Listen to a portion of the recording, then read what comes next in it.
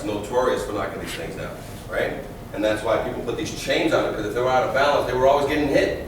So people started using chains to basically, instead of correctly balancing them with a release arm, they just put chains on them to keep it balanced. You know, now you got the dumpster trucks with the fork fronts, and the 15 feet means nothing to you. Yeah. I mean, that's for a box truck, clearance. Yeah. But once you start picking dumpsters up over there, that 15 feet means nothing. In the alleyways, this is notorious. Here's a Waltham. We inspected the fire training tower in Waltham.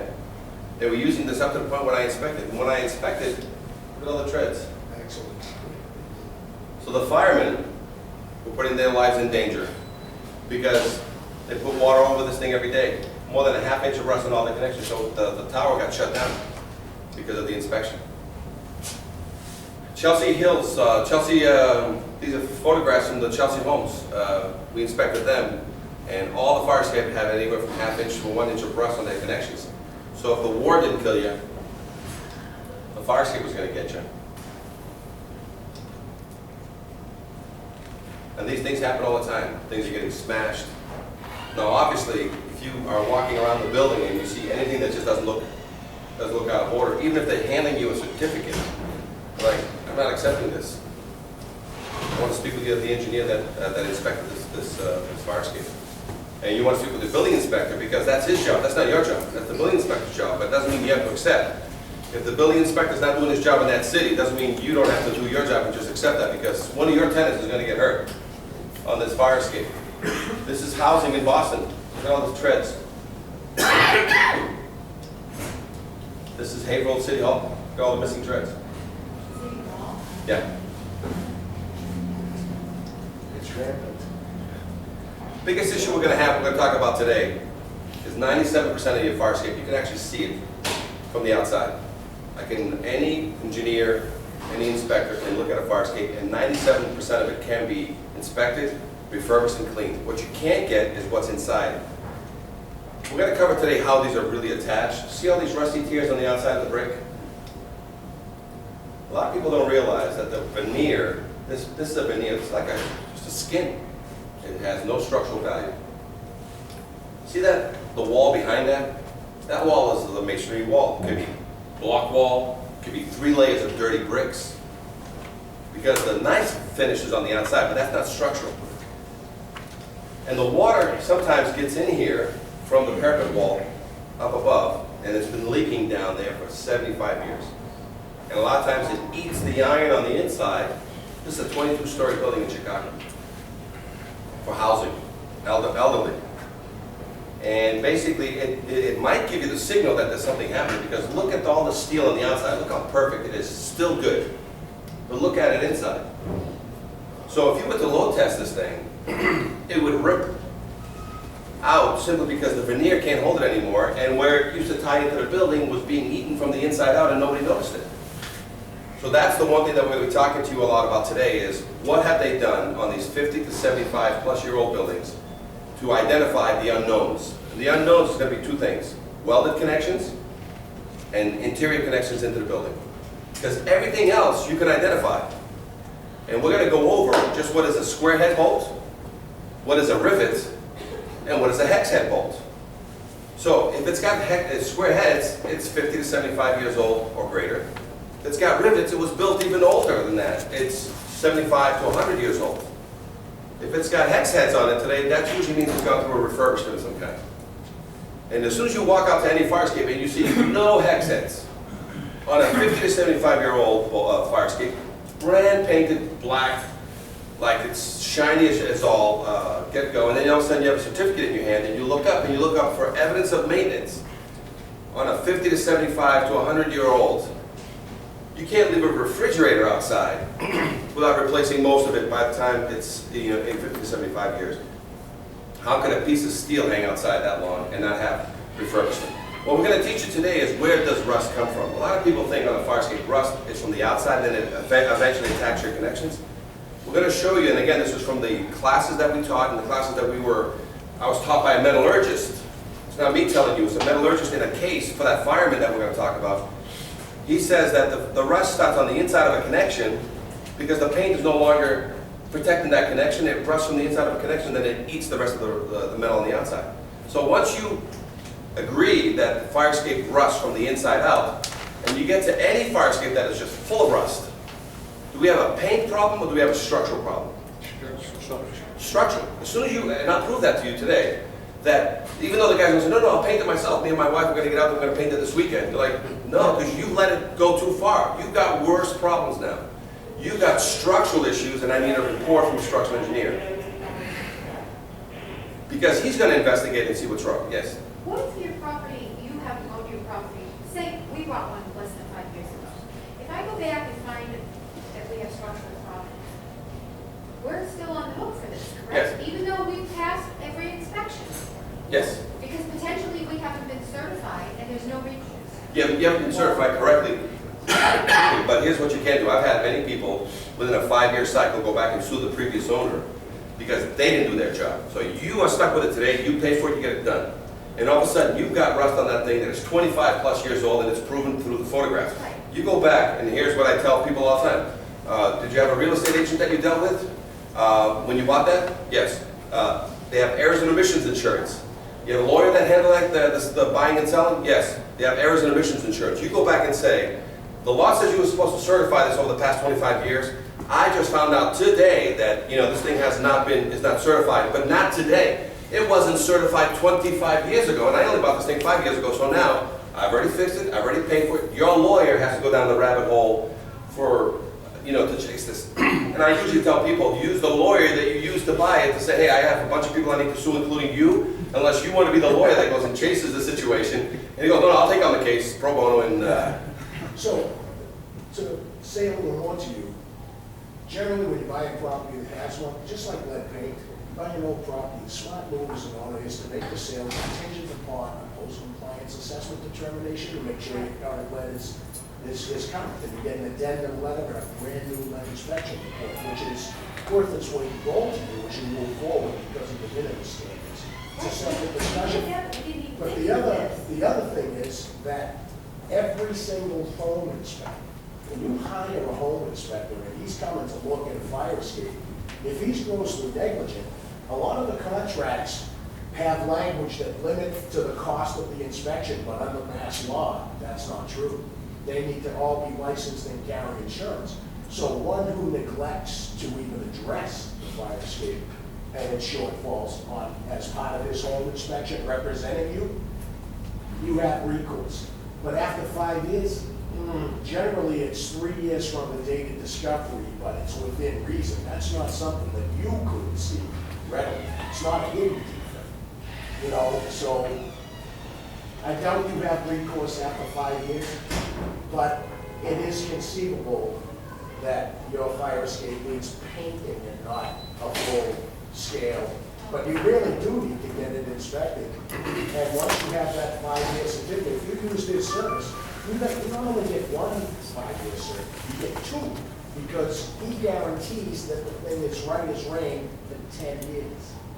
So anything it needs within that 10 years is. Yeah, it's warranted, and that's what we want, not just from us. We want to make everybody else that works. Do you guarantee or do you warranty? There's a difference. Right, the warranty is on all the structural. You're supposed to stay up with the paint because there's no paint that will last 10 years. You're supposed to spot paint.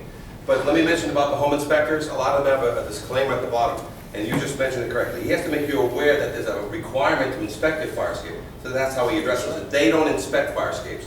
They just have to tell you that it needs a certification, but at the same time, it's out of their licensing. It has to be a separate licensing guy. So you put your fire escape in the same realm as lead paint or a well or a septic system. It's got to pass Title V. Your well contingent upon a satisfactory water test. So that way you know if you were looking at 6,000 for softeners or reverse osmosis filtering for your water system. Well, basically, that's what you need to know for future purchases. Yeah. What we've got now, we may be on the hook. Right, you're always on the hook now. The recourse is behind that, but we recommend that you have your fire escapes inspected to get an assessment immediately, and then from there have a plan. The other thing is you may want to go to see if there's any CDGB money around too, because I think that if you approach it the right way and it is a matter of some urgency, like the secondary egress is substandard, and you can see it from the street, it might actually make you more moderate. Question on this side? Fire escape, this inspection, this Does it apply to two-family house? Or? Everything. Everything, all exterior steel wooden stairs must be inspected. Don't even mention fire escape. Where everybody focuses on fire escape, all exterior steel or wooden stairways need to fall under 101.3. 1001.3. It used to be 1028.3. Now it's 1001.3. Oh, boy. All exterior steel or wooden stairs, balconies, fire escapes, and bridges, you know, crossover bridges at some hotels and/or hospitals, What is the law? 1001.3. Okay? I'm going to cover it here today. It's Mass General Law. We're also talking about pieces that are missing on fire escapes, so sometimes we get to your fire escape and you got missing pieces. All A lot of people say it's grandfathered in. There's no such thing as a bad fire escape being grandfathered in. A fire escape that was built to code 50 years ago is grandfathered in, but a fire escape built 50 years ago wrong is not grandfathered in. And no, we don't have to upgrade. Every time I inspect a fire escape, it doesn't have to go from 36 to 42. It doesn't have to go from 6-inch bars to 4-inch bars, no. I can repair an existing fire escape and match the existing structure. Nothing has to be upgraded, so don't ever think. But sometimes when they refurbish a building completely on the inside, they want a brand new fire escape on the outside up to code. That will sometimes occur. Sometimes people do it the opposite. They get their fire escape certified first, then they refurbish their building. You know, we see on the fire escapes a whole lot is you can reach up and touch the service, the electric service entrance wires. There's no barrier between them, and it's, you know, we see that a lot. And ones that are well done, we're starting to see expanded metal screening to stop you. Yeah, they're usually 7 to 10 feet away. But that's another thing. You're standing on a steel, you know, platform, and you can touch the service wires. Yeah, kids can touch it, and kids can touch it, that's the biggest problem. This is the fireman that got hurt in New York that we were doing the case. He fell through three steps. You had to go up here and get a woman out of that window up there. On the way up, he fell through 3 steps there, fell down, came back up, saved her, but the adrenaline was running. By the time he got down, he basically severed or damaged his vertebrae, and 27 years old, he was no longer a fireman. But what's unique about this case is that he sued the owner directly for negligence and won. And so we use that as one of the reasons why because we were called 2 years later to come in as an expert witness, and we showed up and we did some inspection, and when we got there, as we were stepping up, the fire escape was falling apart on us 2 years later. The only thing that didn't fall apart was the 3 treads that they fixed. Once we did the investigation, and I'm going to show you, and this is with the help of the metallurgist, we're going to show you how pieces are made. This right now is very important that you pay attention, is when I explain where rust comes from, then you'll understand when you're looking at a fire escape that's got all kinds of rust on it. Do we have a paint problem or do we have a structural problem? Nice and loud. Do we have a paint problem or a structural problem? A structural problem. All right, so now let's open this up and let's go to that page in here. And this is how all fire escapes are made. So go to this page. And this is all fire escapes in the United States are going to fall into this category. That's how long it's been. These fire escapes have been built, they've been built since 1850.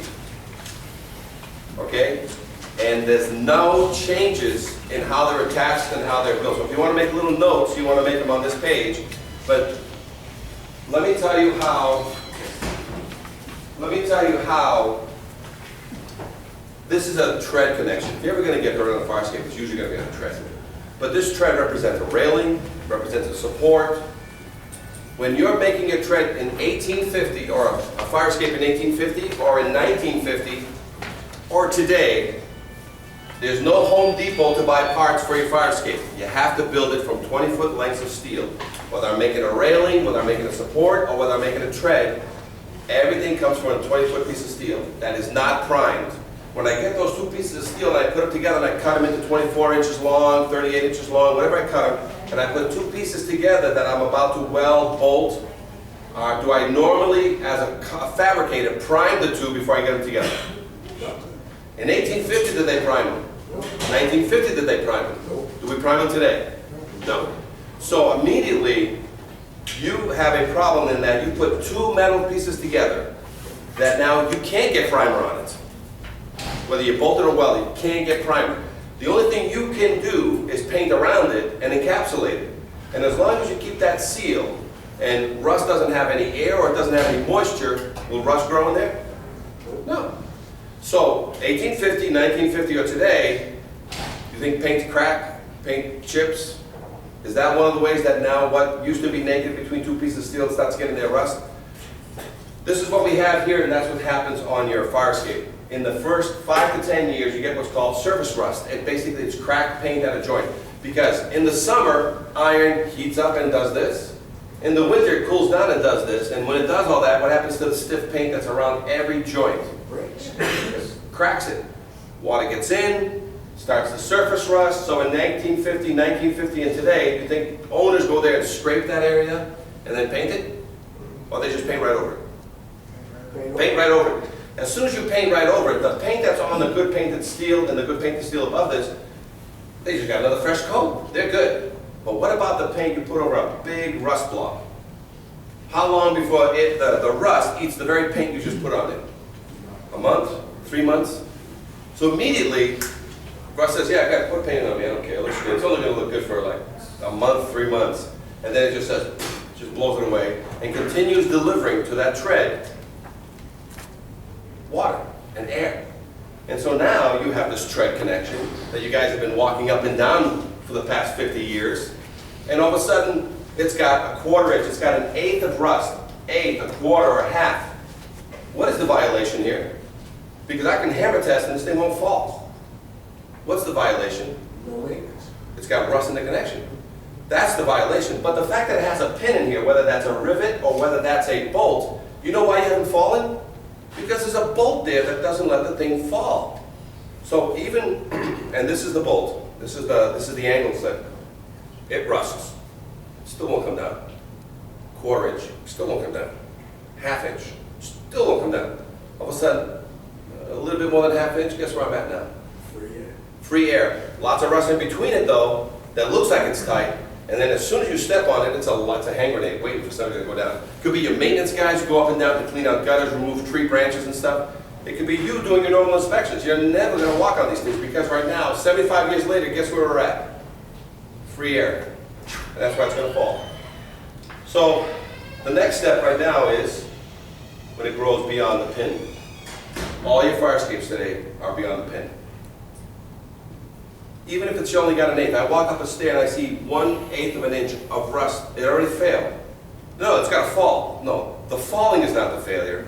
Rust in the connection is the failure. So if water is getting into and the client has let the fire escape get surface rust, has it penetrated the connections? Now we have to go through a very laborious activity of removing all that rust, cleaning, priming, and then before I can join the two pieces together, which they don't require in 1850, they don't require in 1950, and they don't require today. Should we put some 50-year silicone in there? Sure, it's a good idea, but nobody makes you do it. But if you're going to have any fire escape, in order to get the 10-year plus, before you seal any joint that relies on paint to keep water and air out, how about if we just inject it with silicone? So now it's injected with silicone and you goop it up with your finger, and then the owner lets it go again for 20 more years and never paints it. You have a structural problem, now you just have a paint problem for 20 years. If it's got silicone in the connection, we've cleaned it out. Yeah, it's a paint problem. It's a paint problem. So as soon as you clean and refurbish the connection today, inject it with 50-year silicone, goop it all around. Now if the owner wants to abuse it, and they will, it's just a paint problem. Okay? We haven't even talked about lead paint yet, so we'll talk about the lead. But if you let it go one more, this is what starts happening. It actually eats the bolt. Yeah. Free air, you fall through. And on the way up, when we were inspecting that fire escape for that fireman, this is what we found on the way up. And on the way up, we're starting to step on things. And this is, I'm on a fire escape with tons of lawyers. And I'm the guy inspecting, and I'm falling through the thing. It's kind of, they settled this case. You won. And you probably very comfortable with Well, it's, a 27-year-old cripple, it's like how much money will make a crippled young man happy? It's a catch-22, like, oh, I got a lottery ticket, I can't spend it because I can't go walk skiing. But, it's really a catch-22. But the liability, the main point here is the liability that the owner got, because the owners have all this insurance. and all of a sudden, the owner didn't maintain the fire escape as required by law, all these LLCs and all this stuff, the owner was held personally liable because it was his decision as to whether or not they should have inspected or not. And that's the back door that opened up the entire assets of the owner, who quickly settled. Well, he's the property man. No, the property managers, Well, I mean, an owner. Yeah. You know, unless Yeah, you and then the find property out manager, someone yeah. assumes it. Sure. but if you're a property manager and you send out a letter that says, I need a copy of your current certification right away, or I'll order one, you don't have any more liability, you've already asked for it. Or 8 months from now, something happened on a fire escape, say, hey, what's happening? I sent you a letter 8 months ago looking for a copy, or if you didn't have one, we were gonna order one for you. So that's what we tell in a lot of our classes that we teach to the property managers is, get out a letter. As soon as you get out a letter, that's a line in the sand that puts the call on the owners now, not you anymore. So with all your authorities, if they just blast out a letter, because all you gotta get back is something, I already did this, why are you making me do it again? Oh, okay, you're all set then, done. Because it's 95% of the people that are gonna get this letter that are going, what's this? Okay, now we're looking at the little photographs. Everybody doesn't realize, but all steel into masonry buildings goes through the veneer and into the masonry wall, and there's usually a half inch to 3/4 gap in between the two that if you got a leak on the roof, guess where it comes down on? That's how it gets to your steel. And it'll leak your steel back here, and very rare does it give you the luxury of popping out. So whenever you get anything popping, it's popping at the veneer. Guess what these iron workers are repairing? The veneer. They're not digging deep and checking it back there. They do the veneer, and it looks beautiful at the veneer level. But what about behind? What's happening there? There's no verification. Now,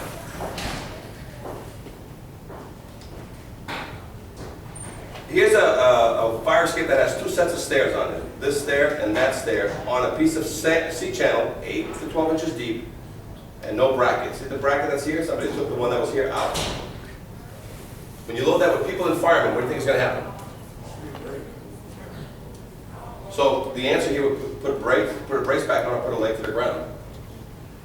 So everything has a quick answer to it.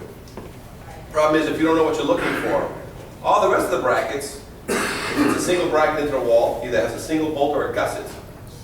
And sometimes they have the bottom that basically drives water back into your building. And that's what that looks like.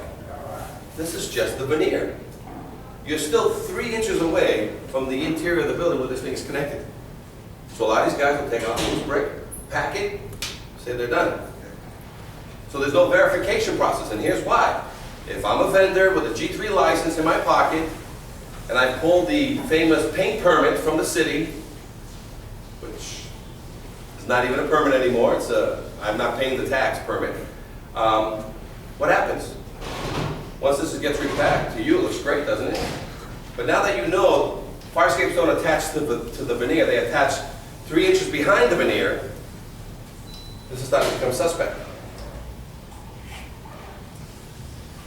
Very rare cases, 2 to 3%, does a masonry building have a through bolt all the way through to the inside. Very rare. It's usually on mill buildings. Otherwise, every fire escape in the United States that has a masonry building is attached only 8 to 12 inches deep. And one of the reasons, too, that when you get them inside, they start crushing the bricks. As bricks get bad on the inside, they start crushing it, and they'll start pulling through. Okay? The plate and the through bolt is only for wood structures. We're going to cover wood structures in a second. There's a lot of water on buildings. Gutters, platforms that are leaning back towards the building, and all kinds of things that are out there that are just tearing these things apart. You don't have to be experts on these things. You just have to make sure that the guy giving you the document is an expert, making the tenants safe. And sadly, you're going to have to work a little bit. Some of your building inspectors are overloaded, man. They don't got time to watch all this stuff. They don't have a confidence test. Water gets in, and it's called rust jacking. There's ice jacking, and there's called rust jacking. Ice jacking is when ice gets in between 2 pieces of steel or wood, and it keeps pushing it, jacking it apart. Rust jacking happens 24/7, 7 days a week, except New Year's, they take a break. And it just keeps tearing iron apart. Because a 1/4 inch will go to 1 inch. So if you got rust between 2 pieces, it just tears the bolts, tears the pieces, and it needs room. And it'll crack brick, it'll crack all kinds of things. This is a library here in Boston, near City Hall, near City Center. 1 inch of rust on that gusset. It has kids and teachers in there. In case you look at the starter garden, ferns, farscapes are great too. If you want to secretly plant certain plants that nobody will say, would that plant that? I don't know what he's planting here, but it has a similarity to a plant sometimes that is only grown in northern part of California. Here's the other option that you have on every building. It's into the masonry wall. It's through bolted through a brick structure, or regardless whether it's masonry or whether it's wood, it's got a leg to the ground. That means this is a little bridge. This is my leg to the ground, and my building is a leg to the ground. Is everybody clear on that? So I can fix any farscape that has a problem with a through bolt. As soon as I put a leg to the ground on it, we've eliminated the issue of the through bolt. And I was curious, when you showed us a picture previously, you said that the owner had put a wooden piece of not pressure treated, wood burns. No. How is that allowed? It is allowed. The code is very clear. Most farscapes are made of metal, but you're allowed to build a farscape that matches the building type. So if you have a wood structure, you can build a wood farscape as long as it meets the minimum thickness requirement, which is everything has to be 2 inches thick. If you have a masonry building, it's got to be a metal farscape. So it has to match the building type. So don't be afraid, because we're going to cover this. There's a lot of wood structure on the back of a lot of your houses. That is the farscape. Porches with staircases in it, that's the farscape. That's the second, that falls into the category. Now I'm going to cover the category, all exterior steel or wooden stairs. Do we need to mention farscapes? Or farscapes is one of the categories that falls in. So all exterior steel or wooden stairs. That's what the code starts with. It doesn't even touch farscapes till later on in the conversation. I'm going to cover it here with you anyway. So this is what it looks like. You know, when it, see all that rust coming down, the rusty tiers, we call them dragon tiers or rusty tiers. You see dragon tiers coming down the side of a building. That tells you what I got in, and it's not trying to get out.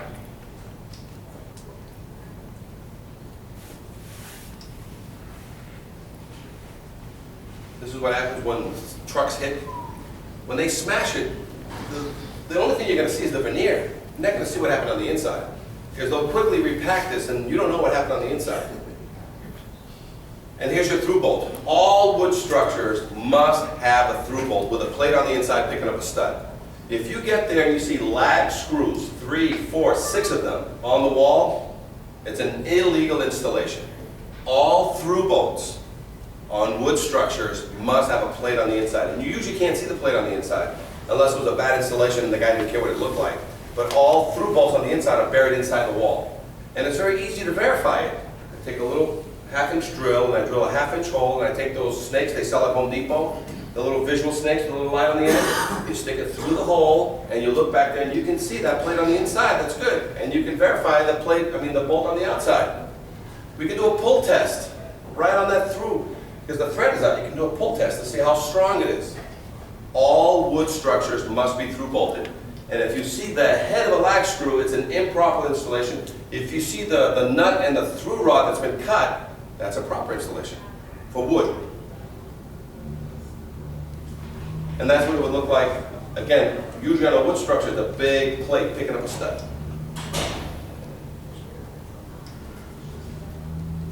Cantilevers. This is what a release arm looks like. You know there's a lot of release arms on the East Coast. West Coast, there's no release arms. So they rely on you stepping on the first one because it's got to be so perfectly balanced. But the woman comes through, pushes the release arm. The release arm is nothing but a little L-shaped thing that just, when you release it this way, down there it does this. It weighs about 25 pounds on the nose, drops by itself, hits the ground, stays down. By the time she gets to the pivot point with her child, things are already in a down position. So is the release mechanism on the East Coast something that's kind of on in snow and ice? No, it's mainly because, oh, you mean so that it keeps coming down? Yeah. Because as soon as you get pigeons and snow and ice getting on these things, they used to go down by themselves. And the owner would have to go there. And the release arm is it's also an anti-theft device. Because guess what you can't do on a farscape if you've got a release arm on it? You can't break into it, you can't pull it down. So it's an anti-theft device. but it's also made for, it's called a release cantilever. You release it and it does all the work by itself. Single action requiring no special knowledge. And it basically blocks your way so that, you know, you have to run into the bar. So even if you don't even see it, you run into it, you're gonna push it away with your belly anyway.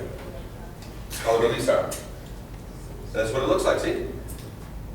This release arm, and see it's in an open position. See the chain, see the illegal chain?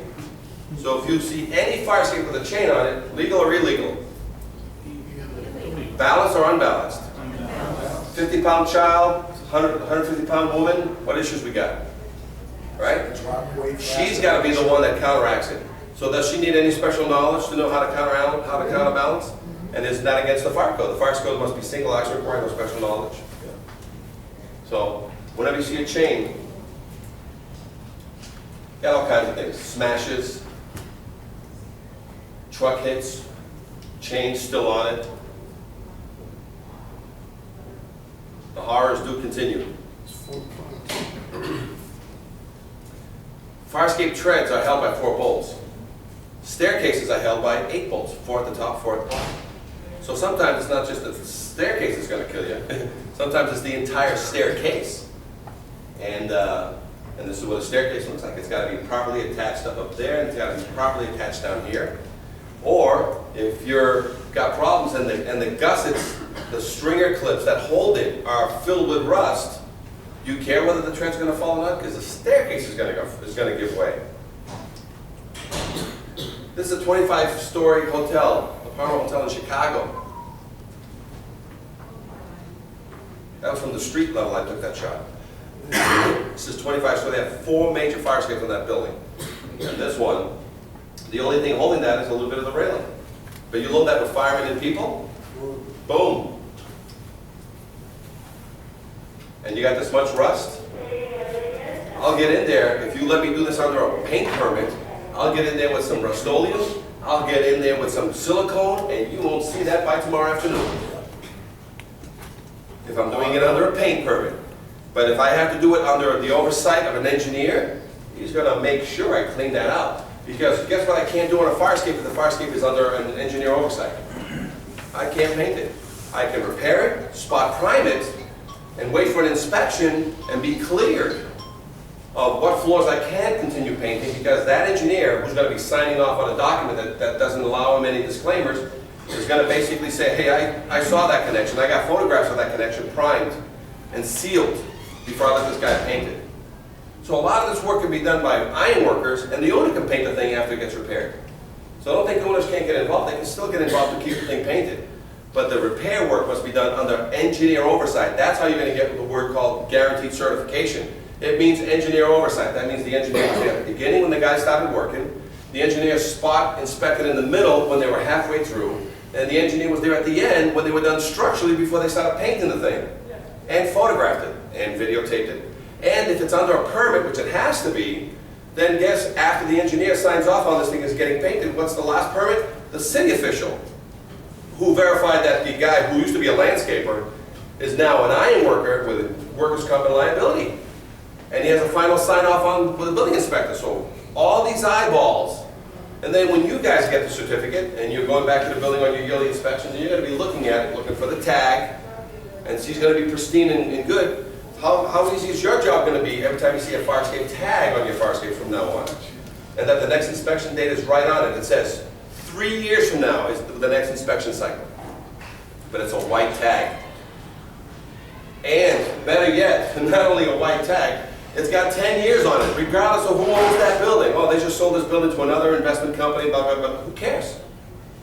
It's got a 10-year warranty, and on the tag you know who did it because it has ABC Ironworks is on there, and they have a 10-year warranty on that thing, regardless of the owner. So are you telling us as property owners and property managers, the next thing coming down the line, i.e. radon was 20 years ago, carbon monoxide detectors were 10 years ago, is fire escapes? Yes, what happened was, let me tell you the story of where this fell out of favor. 1930, so from 1850 to 1930, they were building fire escapes as the only second means of egress. That was the answer for everybody. But then all of a sudden in 1930, the Uniform Building Code change said, you know what, no more fire escapes outside. Everything inside from now on. So when you build a new building with an elevator, I want 2 means of egress on the inside because these things outside are just a paint. And they asked, what are we going to do with all these fire escapes that are on the outside? And they said, well, you know what, in 50 plus years, every single one of these buildings is going to be demolished. And all these fire escapes are just going to go away. So 50 years went by, and guess what happened? Duct tape, bubble gum, paper clips were used to hold these buildings together, and guess what stayed? Fire escape. Now, you can't build a new fire escape today on new construction. You dig a hole in the ground, you cannot build a fire escape anywhere in the United States with new construction. But how many of these old buildings, pre-existing conditions, that need a fire escape as the only means? So when you do a building or a mansion, mansions get chopped up into 4 apartments as an example. The only answer, and the law says you can do it, is a brand new fire escape. So fire escapes became something that came along that was the answer, and they've been staying. But now, 25 years ago there was no problem, 50 years ago there was no problem, because the fire escapes were all still 25, 50 plus years old. Now every one of your fire escapes is 75 plus years old. Why is everybody talking about bridges now?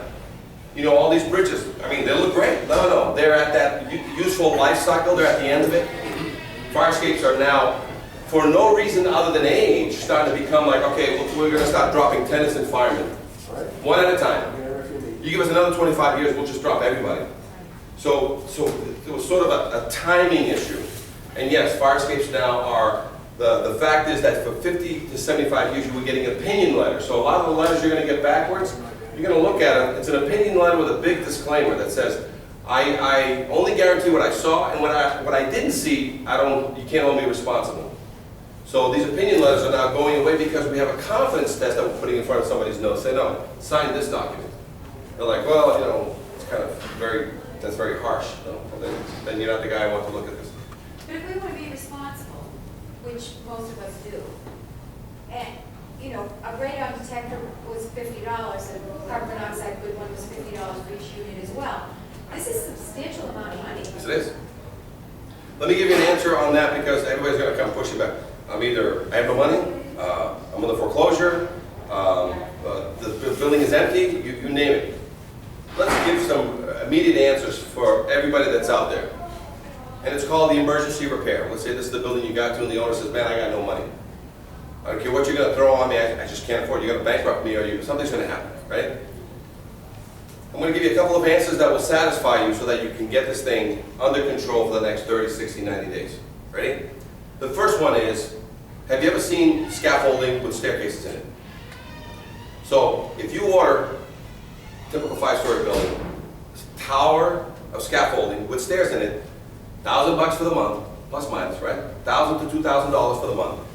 And that scaffolding company basically picks up the windows or whatever. Will that immediately satisfy the situation so that there's a second means of egress? Yes. Does that eliminate the violation? No. No. But $1,000, $2,000, immediate, boom, right? Now, can that same fire escape now be repaired under an emergency repair order for $1,000, $2,000? Could be more or less, but you know, let's say $2,000. And they make all the broken treads, they make all the connections. They don't remove the rust, which is the reason why you have a violation, but they change the bolts out. They knock out and they secure the fire escape. And now the fire escape is functional for tenants and for firemen. And they have a do not use order that says you can't get on it. The owner is held 100% responsible for anything that's going to happen on it anyway. Does that remove your violation? The emergency repair order?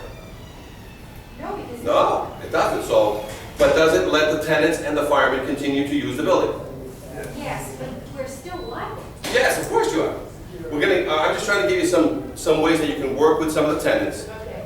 so that some of the landlords to say, hey, pick the easiest one. We've got a situation, and I got a $25,000 bill that I can't do this till spring.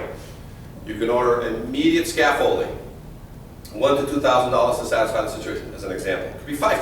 I'm just using this as an example. You can order the vendor who wants to do some of the repairs, but the owner doesn't have $25,000 to immediately initiate $2,000 to $5,000 worth of emergency repairs. The owner is still held liable, but now is no longer exposed as much because the thing is under an emergency repair. But believe me, there's disclaimers on the vendor saying, you still own this. I just fixed what I thought was the best, and under the guidance of the engineer and myself, we fixed whatever we thought was the worst situation. But in the meantime, because this is not a $25,000 repair, you still own everything. The authority takes no responsibility, the building inspector takes no responsibility, the owner is the one that's getting 100% responsibility because we're working with the owner due to a financial hardship. No violations just get removed, they just get suspended and pushed forward.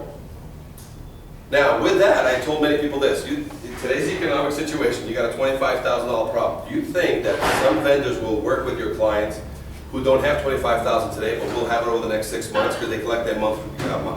You think they'll self-finance? The vendors will work and self-finance with the owners of these buildings? If you were a vendor and you needed money, would you drag it out for 6 months and get $3,000 every month and fix a fire escape slowly? So you got all these vendors now, electricians, plumbers, fire escape guys, that will work with your $25,000 problem because you've already given them $5,000 for the emergency. There's another 20 grand to go. And you say, hey, I'll have my money over the next 6 months, so they'll self-finance. We do. We work with people that say, hey, I don't have the money, but I'll have it in 3 months, I'll have it in 6 months, and then we just help finance the thing. Because at the end, we're holding the paper that they want till the very end anyway, so we have the document that they need, but now we're working with the building official, the housing authority, and whoever to basically say it's under control, go work with somebody that's not under control. So this National Fire Escape Association.org that you're starting next spring, is that going to be beneficial for us as property owners and as property management people? Yeah. To come there and see what's available for, and is this association, if we join it, or if we use it, utilize it, is it going to lobby for stimulus monies or whatever else, that's out there to help us as owners, because we're all in it. Yeah, I would recommend if you want to join an association right now, we're part of NEAMA. Anybody know NEAMA? And we just did a conference last week with them over here in Norwood. NEHAMA. And there's Affordable Housing Association. yeah, and that's what you want to be. Not all, but a majority of the management companies belong to these AMAs, and there's AMAs all over the country. And they basically do what you just said. You want to speak with Julie Kelleher, and we just did a class, which is, we're going to show you the class here, and basically we teach. So they're the ones that are going to tell you where the money's at for you to get, monies for from HUD, how to get monies for refurbishment of your properties. So they already exist. We're just starting this because a lot of the information I have has my name on it. And it sort of gets tainted when you start putting our information out there, which is industry standard documentation. So we have to take it and put it in a place that is open to everybody so that it becomes more generic and acceptable nationwide. So, lots of things happening out there. And what time is it? Anybody have any time right now? 20 to 12? Okay. Then I'm just going to quickly go through the end here. We'll put on a couple of videos that show an actual inspection. So we got rust growing everywhere.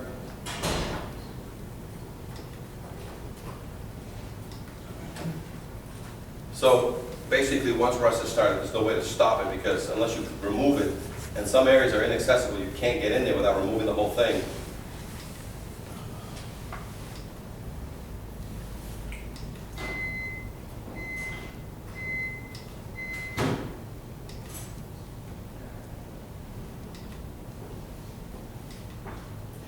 Even ladders. This is very popular in the West Coast, accordion ladders. Ladders must have weights. They can't be guillotine ladders. They just can't drop to the ground like a guillotine. They have to have some sort of retardant on them. And you got a lot of ladders over the roof for the firemen. Those must be secured. These flop out ladders are illegal because once they flop out, they can hit you on the head, they can crush you, kill you. So ladders must be attached. So, some of the things we already talked about that you're going to do. Just make it a checklist item. Put it on your checklist. Whoever you have to work with to basically ask when you walk in, you have 2 means of egress, it's your second means of egress out external, I need a copy of your certificate. Just make that a checklist item. This is what we send out now. Every time, in order to remove our liability, you have a city official that gives me a violation, I will give him a letter that says, you pick which one you want. You want an opinion letter, which is an option 1, a visual opinion letter. I have to start naming it. A visual opinion letter, and I have tons of disclaimers, which is a level 1. A level 2 is a calculated load test. The calculated load test is just that. It means that not only do I inspect what I can see, which is 97% of the fire escape hanging outside your wall, I will go and investigate what's going inside your wall. Now, just to give you an example, and then we'll talk about the live load test, which is the piece here. If I have a connection in a wall that's going to take me $250 with a mason guy to open up a bunch of bricks in a variety of areas on a building to identify just what's going on there, per connection, if I have 10 of those, right, that's $2,500 worth of investigation, right? If I have to, in a connection, next to a connection 5 inches away, I drill a new 3/4 hole and I put a Hilti epoxy bolt, and then I mechanically fasten this thing back. Do I need to open it up anymore now? Or is the epoxy bolt a new connection? So whatever's cheaper and faster to the client, those cost $25 to $50 a piece to do. So a lot of times, instead of investigating a problem, I just let sleeping dogs lie. I just close them up so that no more water gets in there, but I put a new connection. In some cases, I got a 12-foot wide balcony. I'll bring a 3x3 angle and stick it underneath, and I'll run it across the whole length underneath, and I put epoxy bolts every 3 feet. Then wherever the angle touches at the support, I'll mechanically fasten it back with a bolt. Guess what happens? I've just nullified the need to open up that wall. So that's what a calculated load test. And a live load test is just that. A live load test, this is one we're doing in California, 10 stories. I have to put 3,000 pounds on every fire escape, and I'm using a cable. So live load tests can be done. This is a 7,000 pound truck.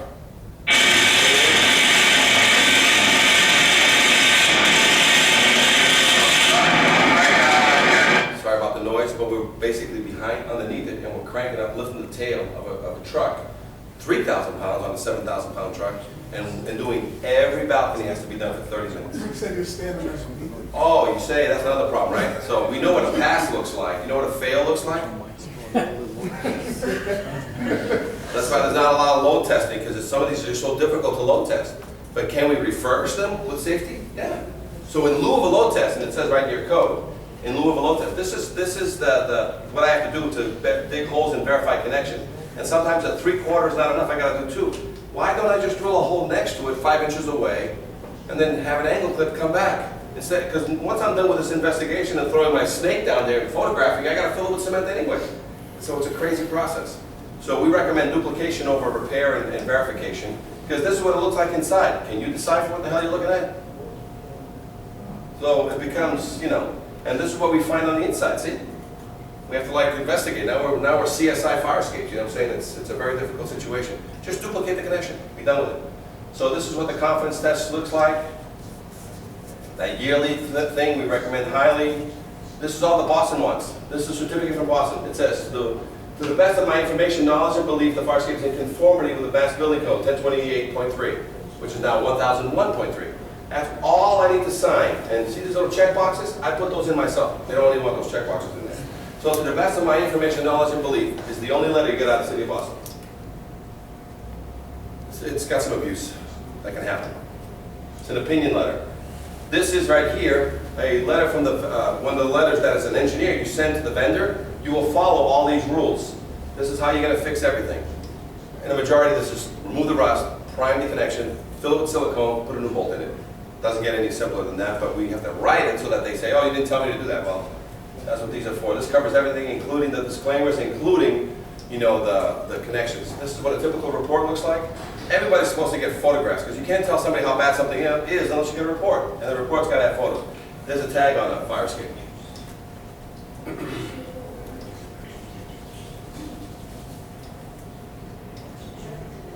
Repair guidelines.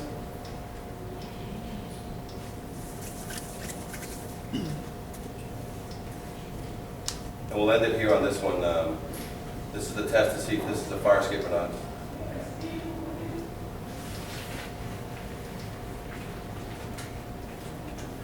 Slidescape is always a good one to show. 12-story slidescape, guys. You open the doors and you slide head first or tail first down this thing, all the way down to the ground.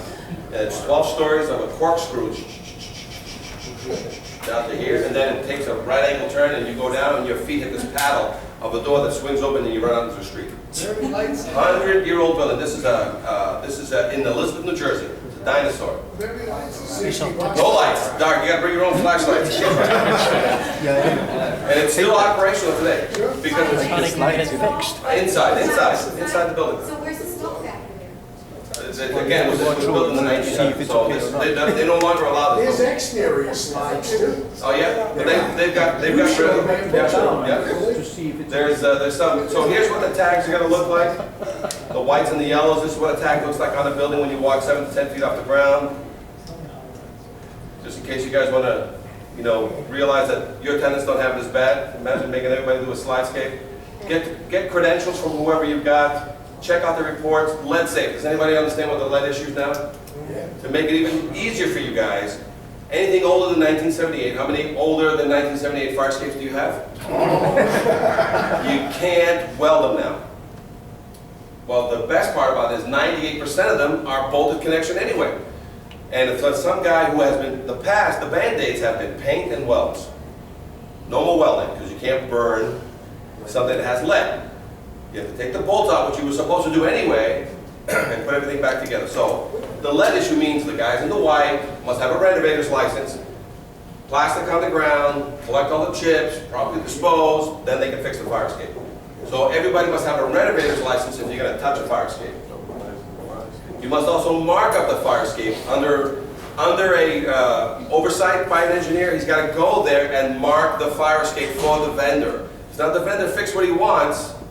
The engineer's getting paid. He must mark everything that needs to be done. So as an owner,